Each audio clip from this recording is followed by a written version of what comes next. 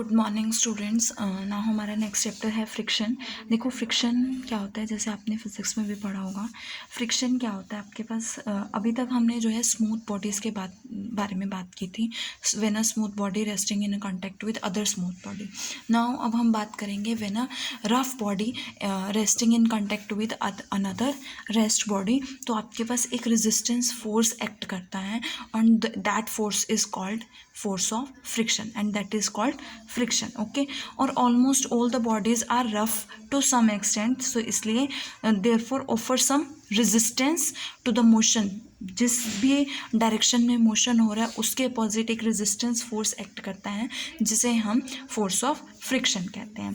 Now अब हम rough bodies के बारे में बात कर रहे हैं। तो हमने एक बॉडी कंसिडर की है A, B placed against a body another body B.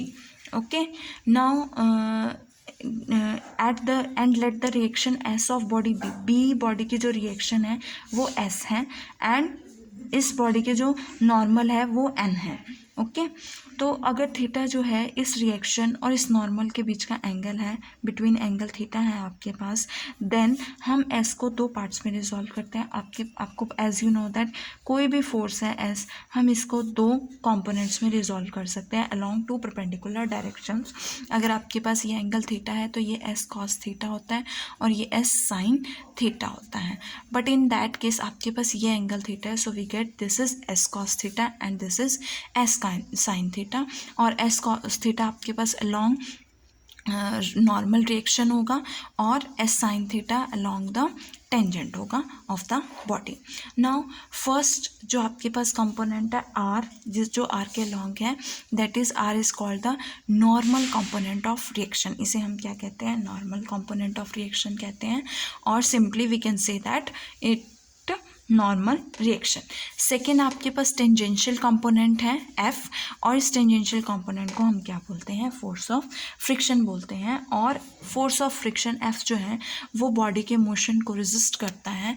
And one more thing, जिस डायरेक्शन में आपके बॉडी का मोशन होगा उससे अपोजिट डायरेक्शन में always force of friction apply होता है। So by definition, the property of roughness of bodies by virtue of which a force is exerted to resist the motion of one upon another, कि जब आपके पास जो property of roughness of bodies by virtue of which एक force exert होता है motion को resist करने के लिए, जिसे हम फ्रिक्शन कहते हैं, और ये जो फोर्स एग्जर्ट होता है इसे फोर्स ऑफ फ्रिक्शन कहा जाता है। ओके, फॉर एग्जांपल हमारा डेली लाइफ में force of friction is between feet and ground, कि अगर हमारे कोई फ्रिक्शन नहीं होगा तो हम चल नहीं सकते हैं। जैसे हम आगे की तरफ चलते हैं तो एक पीछे की तरफ फोर्स ऑफ फ्रिक्शन ऑलवेज लगता है। सिमिलरली अगर कार के व्हील्स और ग्राउंड की बात करें, there always a force of friction, और रेलवे कैरेज की बात करें हमेशा फोर्स ऑफ फ्रिक्शन अप्लाई होता है। Now stages and kinds of friction है आपके पास। देखो इसके लिए आपने एक हैवी बॉडी ली है, एक हैवी बॉडी हॉरिजॉन्टल टेबल पर लाई कर रही है। लेट द बॉडी, ये body be pulled bye a force P force से पुल की जा रही है। अगर ये बॉडी पी फोर्स से पुल की जा रही है तो there exist a force of friction, है ना, फोर्स ऑफ फ्रिक्शन होगा जो इस बॉडी को रेजिस्ट करेगा, and let that force of friction be F. Now and let the magnitude of P be increased gradually, it will be. देखो अगर body rest में है, अगर ये फोर्स जो है उसको पुल कर रहा है ना, अगर ये फोर्स उसको पुल कर रहा है तो ये फोर्स ऑफ फ्रिक्शन इधर से लग रहा है तो वो उसको बैलेंस करके रखता है। इस तरफ नॉर्मल होगा, ये बॉडी का वेट होगा, सो ये इसको रेजिस्ट करेगा, ये इसको रेजिस्ट करेगा, तो बॉडी का क्या रहेगी, रेस्ट पे रहेगी। लेकिन अगर हम पी फोर्स को इंक्रीज़ करते हैं, ठीक है, एफ फोर्स भी, फोर्स ऑफ फ्रिक्शन भी क्या होता है, इंक्रीज़ होता है, but at some extent force of friction जो है वो कुछ ही लिमिट तक जो है इंक्रीज़ करता है। सो फोर्स ऑफ फ्रिक्शन की लिमिट जो होती है वो कुछ एक्सटेंट तक होती हैं। तो जब वो इस लिमिट पे पहुंच जाता है तो ये फोर्स जैसे ही इंक्रीज़ करता रहता है तो ये बॉडी मूव करना शुरू कर जाती है। सो एक टाइम पे आके फोर्स ऑफ फ्रिक्शन जो है वो कांस्टेंट हो जाता है। तो जब आपके पास फोर्स ऑफ फ्रिक्शन जो है जब इक्विलिब्रियम के केस में है, मीन्स रेस्ट पे है, तो उसे स्टैटिकल फ्रिक्शन बोलते हैं। और जब मोशन के टाइम पे फोर्स ऑफ फ्रिक्शन आता है तो उसे डायनामिकल फ्रिक्शन कहते हैं। और जब बॉडी जो है is not on the point of motion, motion में नहीं है, तो वो नॉन लिमिटिंग फ्रिक्शन होता है। और जब पॉइंट ऑफ मोशन है तो उसे लिमिटिंग कहते हैं। और इस तरह के फोर्स ऑफ फ्रिक्शन को हम लिमिटिंग फ्रिक्शन कहते हैं। ओके, अब अगर कोई बॉडी दूसरी बॉडी पर स्लाइड करती है या रोल करती है, इन दैट केस हम उसे स्लाइडिंग फ्रिक्शन या रोलिंग फ्रिक्शन कहते हैं। नेक्स्ट आपके पास आता है कोफिशिएंट ऑफ फ्रिक्शन। देखो कोफिशिएंट ऑफ फ्रिक्शन क्या है, एक पॉइंट पर आके आपके पास जो फ्रिक्शन है, जो आपके पास मोशन में जो फ्रिक्शन आता है that is called limiting friction. एक पॉइंट पे आके वो क्या हो जाता है, कांस्टेंट हो जाता है ना, बिकॉज उससे आगे वो इंक्रीज नहीं कर सकता, और जिसके कारण ही बॉडी में मोशन होता है। सो आपके पास कोफिशिएंट ऑफ फ्रिक्शन क्या होता है, constant ratio in which limiting friction bears to the normal friction is called the coefficient of friction, जिसे हम म्यू लेटर से डिनोट करते हैं। And mu is equals to force of friction upon normal reaction, that ratio is called coefficient of friction. And from this we can write F is equals to mu R.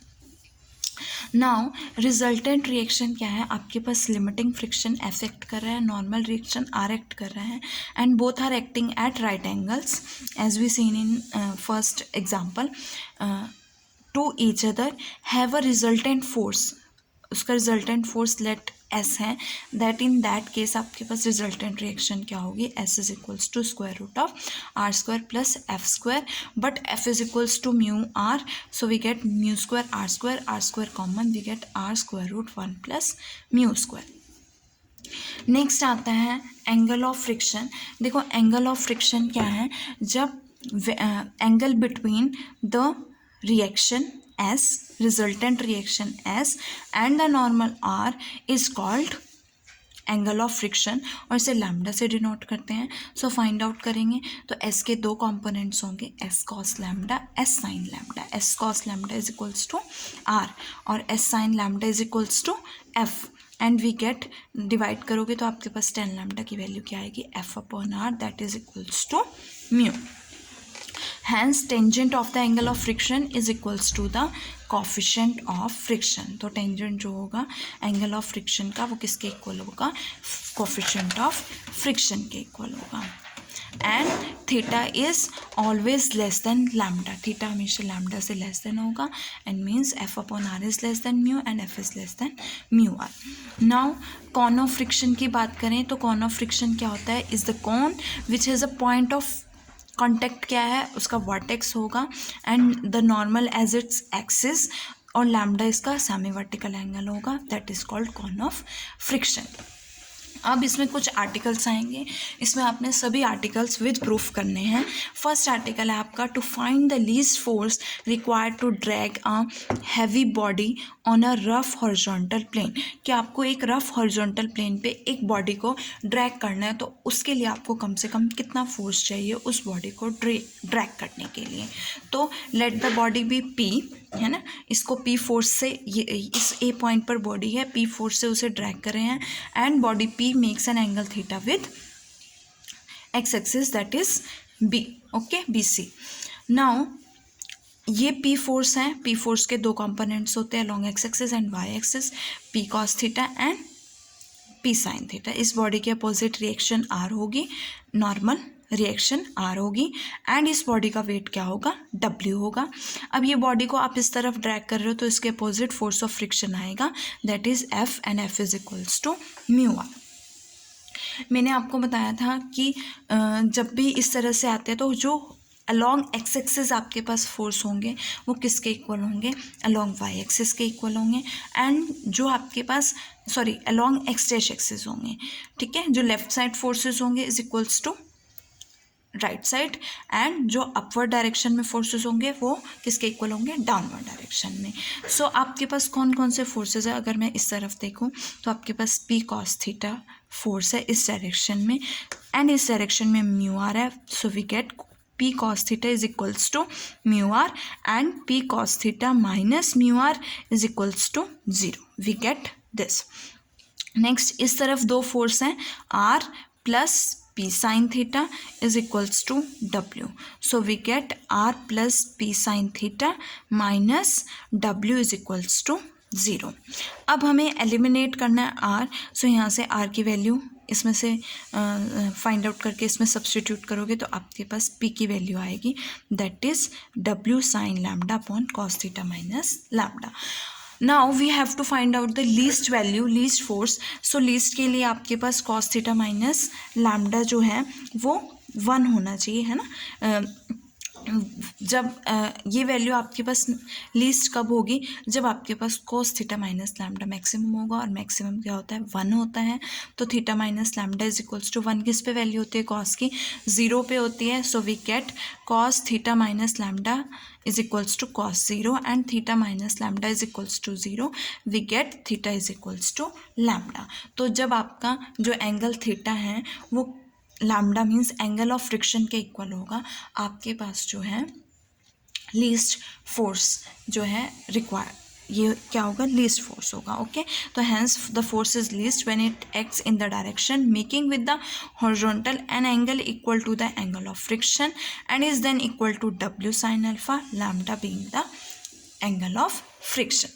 Now next article है to find the greatest inclination of a rough plane on which a heavy particle can rest in limiting equilibrium without the application of any other force. कि आपको greatest inclination है mean sliding surface है of a rough plane on which एक heavy particle जो है rest कर रहा है in limiting equilibrium without the application of any other force, बिना किसी अनदर फोर्स के.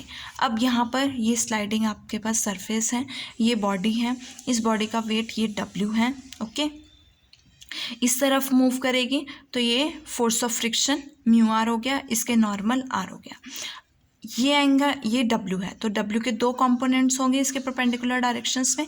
सो दैट इज़ अगर ये एंगल अल्फ़ा है तो ये एंगल भी क्या होगा, अल्फ़ा होगा. Why, because angle between 2 lines is equals to the angle between their perpendiculars.